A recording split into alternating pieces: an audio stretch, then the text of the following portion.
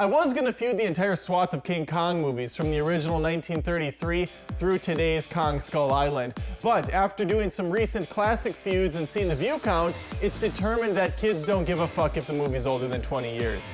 This episode's rated PG-13, so I get the obligatory one swear word for edginess. Let's get started with the feud.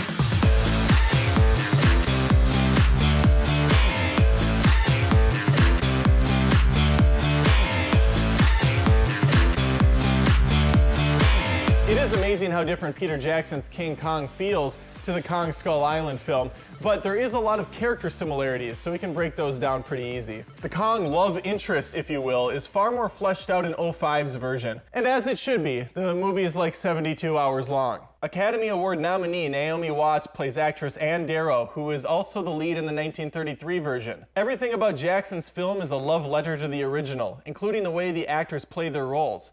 There is an old-school Broadway-esque feel to it all, and Naomi Watts can do one hell of a scream. Personally, I think it's the best in the business, and her connection with the King of the Jungle is sincere and well performed. On the flip side is Oscar winner Brie Larson, who is almost completely useless here. She gets maybe 2 minutes of screen time with Kong to establish some sort of bond.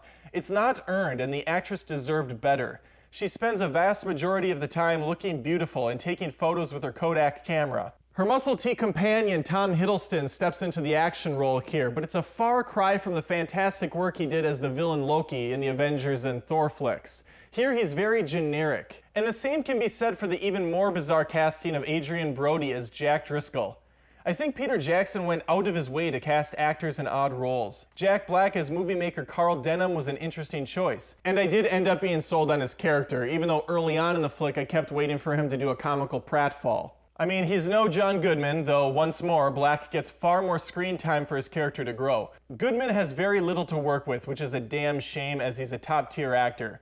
And with pretty much every movie in existence, Samuel L. Jackson is in here. Hell-bent on revenge, ignoring logic and reason at all turns.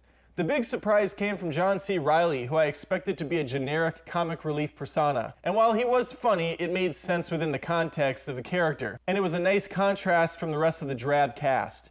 He had the biggest arc in the flick too, and I found myself really only caring about his safety. I mean, I was concerned for the Kodak camera. She took so many good pictures with that thing. Both films also feature the red shirts, who get some backstory before inevitably dying horrifically, but let's get to the eighth wonder of the world himself, Kong. Jackson's version of the King seems far more animalistic and ape-like. And that's not just thanks to the directing, but also from go-to motion capture actor Andy Serkis. Kong is believable, and you grow to love him very early on. 2017's version is pretty awesome, but not nearly as fleshed out. He's pretty much just a badass giant ape with little layer to him. And while that's gonna be fine for most moviegoers, it's not for me. I wanna be tugged at, right here, and down there. 05's film is basically one masturbatory session over the 1933 flick. I think I mentioned the movie's length, which honestly is my only big problem with it. And Jackson has notoriously long flicks. The Lord of the Rings movies, if you get the proper versions, are over 3 hours each. The difference is, there was enough story there to push these films further. Kong feels closer to the Hobbit movies in terms of substance. There just isn't enough material to justify such an extended journey. It takes damn near an hour for the protagonist to even hit the island. This problem is avoided in Kong with a much more comfortable runtime. Kong Skull Island has more of your typical action-y vibe. I did dig some of the character designs, especially the giant spiders and the camouflaged insects. This is camouflaged insects. Then again, King Kong has perhaps the best disgusting insect scene I can recall, and it goes on for quite a while. Much like the last Godzilla film, there is a lack of focus on the title character. I think 05 made it very clear that this is a story about Ann and Kong's friendship. Skull Island can't quite decide who its focus is on. I will say this about Samuel L. Jackson's character. Shame on you, sir, for getting mad at Kong after you guys went in and nuked half of his island. Of course he's gonna retaliate. He's fighting for his land. He's fighting for his right to survive, to be free, to prosper, to live. And you think you can just come in there and destroy half his land and take his freedoms away? Shame on you. How hypocritical can you be, Preston Packard? I'm not going to call you by your rank. No, you lost that privilege long ago when you lost my respect. What the hell am I doing? Who am I talking to even? This is a fictional character. Let's move on. Indie director Jordan Vogt-Roberts, I'm not sure if that's how you say it, but he has a good eye for detail. Beautiful cinematography in Skull Island. I loved the 1970s era he puts the story in. The film has a very vintage feel, especially in the front half. In fact, the first half of the film is pretty damn terrific. It isn't until those skull raper creature things come into play that things get real dumb, real fast. The action is fun though for the most part. Highlights for me include Kong eating a giant octopus and throwing a boat motor into one of those dumb looking skull things. Disappointed he didn't break the thing's jaw clear off though. Fortunately, we get enough of that in King Kong as he battles a couple of V-rexes while flipping Anne around like a rag doll. She would surely have died countless times, but since the movie is already so intentionally campy, it's hard to criticize. Another highlight for me comes from a silly dinosaur stampede with terrible green screen effects.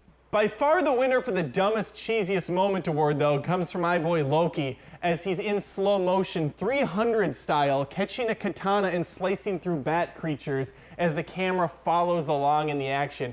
It is so freaking stupid. And I was in the theater like an 11-year-old YouTube commenter going, cringy! And I look at my wife and my wife's like, so much cringe! James Newton Howard composes a nice symphony of sounds, very much in line with the story being told. It's a very emotional soundtrack, complete with a full choir at times. And Henry Jackman scored the shit out of Skull Island as well. I think it actually carries the flick at times, especially during an awesome helicopter attack when we first reach the island. What the hell is that? I remember seeing 2005's King Kong in theaters when I was a teenage boy, and that feeling I had, that odd sensation when a teardrop rolled down the side of my cheek, just a single one, a manly teardrop. And I thought, wow, what a powerful film. Then I saw it a second time, and I thought to myself, how nice is it to be a stupid teenager with disposable income and no real cares in the world. I still enjoyed it a lot.